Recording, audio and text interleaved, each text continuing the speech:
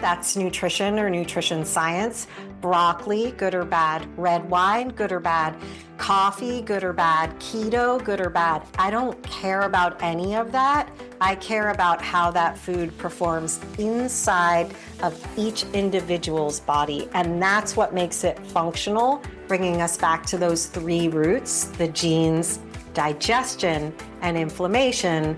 Our digestive system, we have to take things in and process them to get the fuel to our cells. We're all going to do that differently.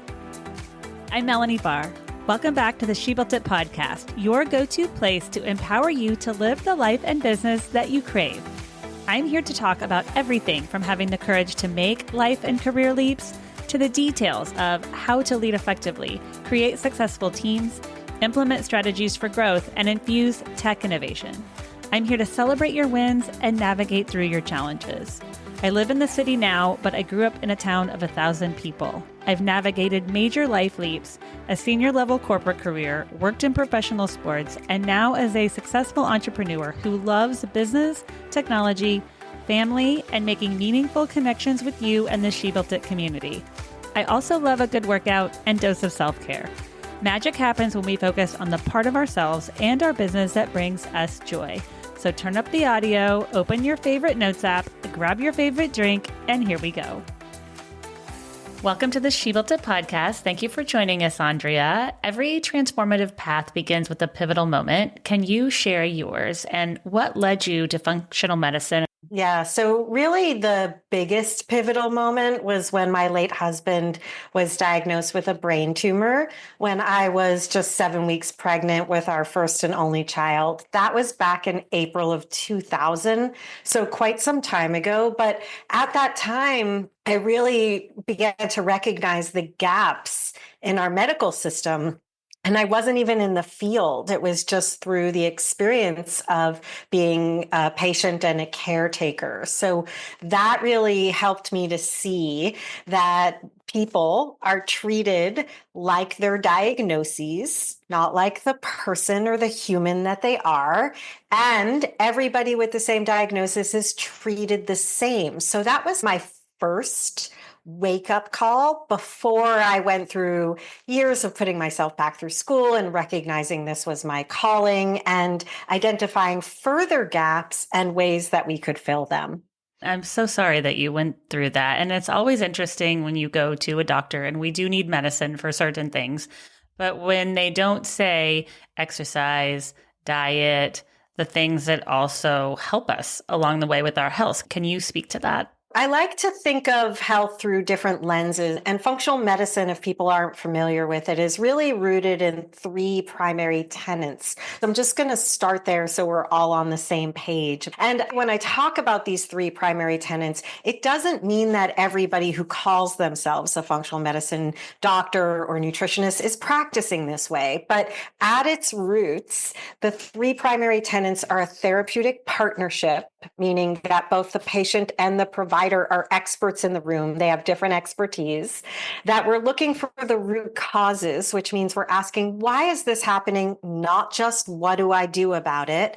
And that we're taking a systems-based approach. And for me, that embraces the systems biology as well as the systems thinking. And when I say systems biology, think what we know today. The gut and the brain are connected. The hormones are connected to the liver because the detoxification happens there. So just understanding that we're not a bunch of ologies, that everything in our body is actually connected. So those are the three primary tenets of a truly functional practice as it was designed back in the 1990s by Dr. Jeffrey Bland, who is a systems biologist. I've then created systems that allow us to think into the very complex cases that more and more people are experiencing today or living with today, chronic unresolved health challenges. And so one of those systems that I like to think about answers your question, Melanie. And I think of it as three roots many branches. So if we think about a tree in the middle of the field, and we were just talking, I live in Oregon, spring is going to bloom. There's going to be incredible wildflowers. And every so often in the middle of a field, you'll encounter a magnificent tree. And you can imagine if you approach this tree and it's the middle of spring, and yet there are leaves that are turning brown and falling off, or branches where the bark doesn't look healthy, that you'd feel really moved to support this tree to come into its magnificent self. Now, what we do in medicine tends to be getting the ladder, getting the saw, sawing off the branch, or picking off the leaves so that we don't have to actually address the deeper issues that are causing those branches and leaves to manifest in that way. So I like to remind us that any sign, symptom, or diagnosis is a branch on our tree, whether that's cancer or diabetes or Hashimoto's or lupus or hair loss or migraines or restless leg or whatever we think of as a sign, a symptom, or a diagnosis, and the lists are many, are branches.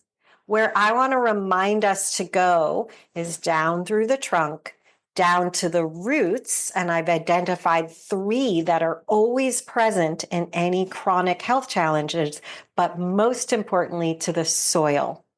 So those 3 roots are the genes, our genes, digestion, and inflammation.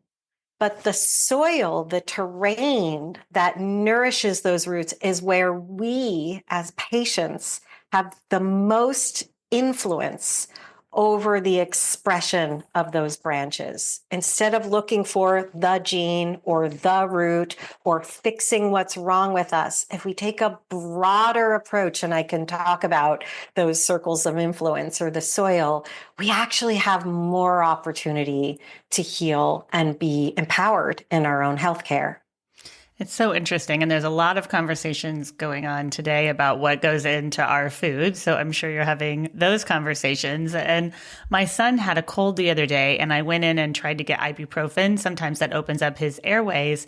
And I went into Lazy Acres, and the man said, "We don't have that here," which woke me up to thinking, okay, we're going to talk about something more natural. And so he showed me an array of things, and it helped my son feel better so quickly. Yes. And ever since that moment, I thought, okay, now instead of going to CVS or somewhere else where there are times when things are needed, I think about going to Lazy Acres and what's on the shelf there that might be a more natural remedy. Yes. And there is a place, like you're saying, I'm a yes and. So we're talking about, yes, there's an absolute time for medical intervention. And we also need to think about the other things we can do in those acute moments. So what you're talking about with your son is an acute moment. And what are the opportunities we have when something pops up, but it's going to go away next week? Where functional nutrition really has an even bigger impact is when we're sick and not getting better. And there is an increased rate of people, particularly women and a younger and younger population, who are experiencing these symptoms that just aren't getting better, even when they're trying the over-the-counter or the medical interventions. That's where a practice like functional nutrition, as well as preventative care, really shines, because it looks at things through a different lens. And that's where we also are the yes and. We need medicine and medical intervention. I was not about, with my late husband, to go through a brain tumor diagnosis. He had 2 surgeries and radiation therapy and 2 different kinds of chemotherapy while we were doing all the other things. What I want to really articulate here is there's a lot of time between our medical visits. And that time can also be a time of care we can give to ourselves. So there's another gap there, in that we might see our doctor once a year, once every 6 months, once every month, if we're actually dealing with something. But there's still a lot of time, a lot of hours, a lot of minutes where we can be exercising some agency. And do you think that looking at our food and what we're eating and the food we're consuming. And then also with activity levels, especially I think about my children and making sure that they're off of screens, myself included, that we're being as active as we can be in order to live the healthiest lifestyle. Yeah, absolutely. Again, the systems thinking in the soil, it includes food, movement, environment, mindset. Those are factors that we call epigenetic factors. Those factors influence our genes. I think about it as sleep and relaxation, exercise and movement, nutrition, hydration, stress, resilience, relationships and networks.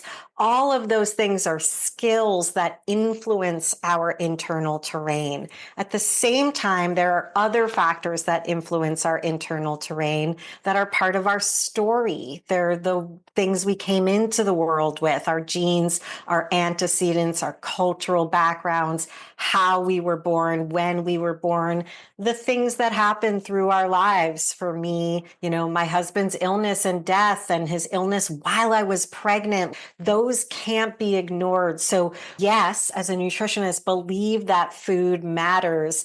I would love for us to get away from this thinking that it is the be all end all, that it alone is the medicine or the thing that's going to make us sick. It's also going to be very different for every individual. So the difference between nutrition and functional nutrition is looking at the food in isolation. That's nutrition or nutrition science.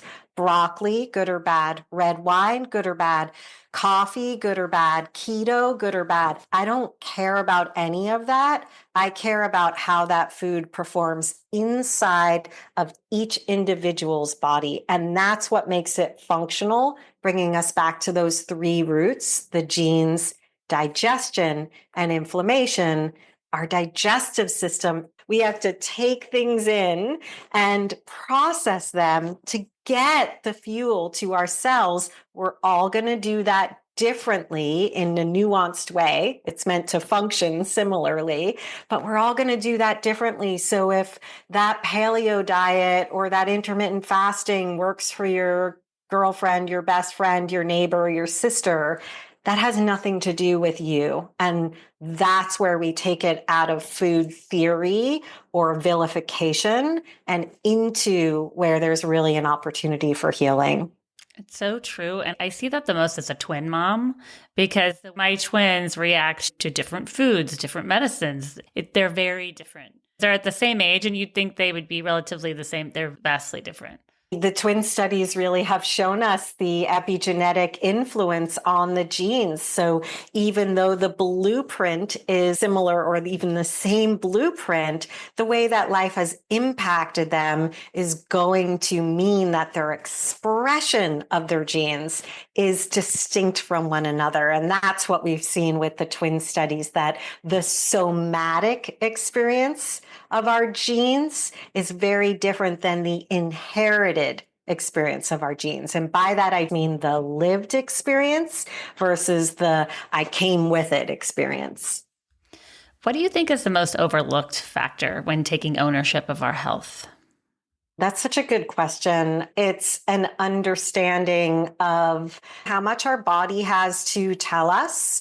I think that we live in a culture that is telling us to focus so much outside of ourselves, whether it's media or social media. We're constantly, especially again as women, being fed all of this information about what we should be doing, taking, eating, drinking, feeling, experiencing, how we should look. And we've lost touch with the inner workings of our own body and the messages that our body can tell us. I see my job as a functional medicine nutritionist, even though I primarily train other practitioners versus working one-on-one. If I were to say what the focus is, it's helping people to understand what makes them feel better, what makes them feel worse. That's where we have agency and we start paying attention and bringing that attention inward. So it's the attention outward instead of the attention inward. And if someone wanted to take more control over their health, what are the steps that you would suggest? It can be really overwhelming, and I'm going to make it super simple. And it's probably something that people are like, yeah, I've done that before. When I think about health, one of the systems I've developed, in addition to the three roots, is called the three tiers to nutrition mastery. Tier one, it's the only one I'm going to talk about, are the non-negotiables, and the non-negotiable trifecta is sleep, poop, and blood sugar balance. If you were to ask me, how do you tend to your health? I am tending to my sleep. I'm making sure that I'm pooping and that my blood sugar is balanced. And I'm not doing that by wearing a continuous glucose monitor or obsessing over calories or macros. I'm just making sure I eat fat, fiber, and protein at every single meal. So non-negotiable trifecta, sleep, poop, blood sugar balance. If you are not feeling good or you would like to be feeling better, focus on one of those and just start to optimize. Sleep isn't a command. You might notice I don't sleep as well if I go to sleep at 11 as if I go to sleep at 9:30. This is my issue. And I had this last night. If I stay up past 10, I cannot fall asleep. If I go to sleep at 9:30, I am asleep like a baby and sleep till the morning. And then the whole day is off. My blood sugar's off. I don't wake up to do my workout in the morning. All of these things happen. So being religious about my sleep by tuning in and understanding what works for me is a game changer for how we feel alone. If I go to the blood sugar balance piece, again, the one tip I would say to people is fat, fiber, protein at every single meal or snack. And if you don't know what those are or what the good sources are, I have great resources at the Functional Nutrition Alliance that I've written handouts on that can be found online. Break it down instead of thinking I have to be carnivore or vegan. Think fat, fiber, protein at every meal. These small steps have a huge impact, and they're the baseline we need no matter where we're going to go next. And it's also interesting how our routines play a role. I didn't think about if you stay up past a certain point, then you can't sleep. Yeah, physiologically, it makes sense when you understand how the body works. We have a cortisol pattern that, when in balance, is high in the morning and it comes down through the day like a ski slope. And we want to fall asleep when we're down at the bottom of the ski slope. In order to wake up in the morning, our cortisol starts that train ride up to the top of the mountain.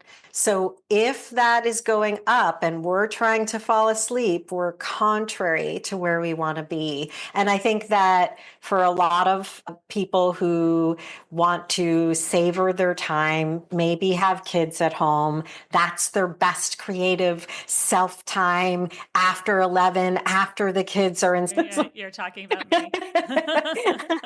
But that's like the worst thing we can do for not just our sleep, but our hormones at this moment and as we age, because our blood sugar is going to get off balance when our sleep's out of balance. Our blood sugar is baseline to our sex hormone balance. So when I think about the hormones, blood sugar is the bottom of the pyramid, then insulin, then cortisol, which we're talking about with the sleep curve, then thyroid, then sex hormones. And oftentimes we want to jump to the tip of the iceberg. But if we don't have those other foundations in place, we're likely not to have the results we're looking for. You're inspiring me to try to sleep a little more and go to sleep a little early. And by a certain time, if I'm not asleep, I start to think I need to go to sleep because I don't want to, like you said, go past this certain time of night.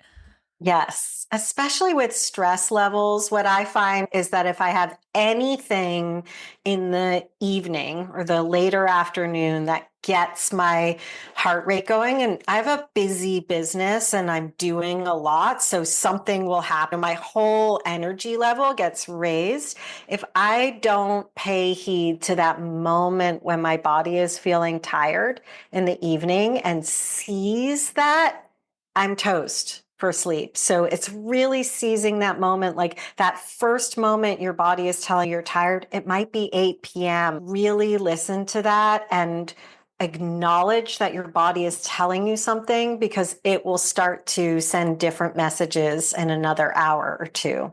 It's so interesting to listening that intently about your natural rhythm. Yes. Yeah. And we don't all have natural rhythms that are happening as they should there. So sometimes we have to recultivate that rhythm as well. So those are all interesting parts of healing that often get overlooked in favor of the quick fix or that branch again, as opposed to healing from the soil to the roots, to the trunk, to the branch of the tree. We've talked a lot about health today. What is one thing that you make sure to do to make sure that you're finding and living your joy?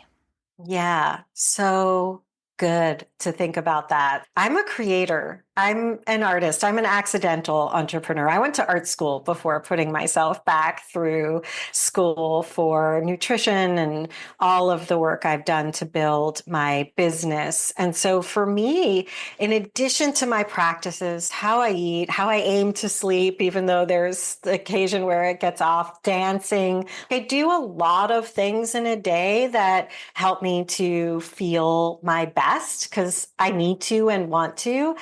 But being able to create and explore new ideas and engage with listening to great podcasts, for me, my creative spirit needs to be fed, or I am not living my life with joy and purpose. And so I have the privilege of having built a business where I've gotten to be creative, but as it's grown, it's lost some of the creativity and becomes very much about the business end of things. So I've had to turn my attention to the next body of work and make sure that I'm creating to be creative, but also to live my life with joy and purpose and mission and meaning.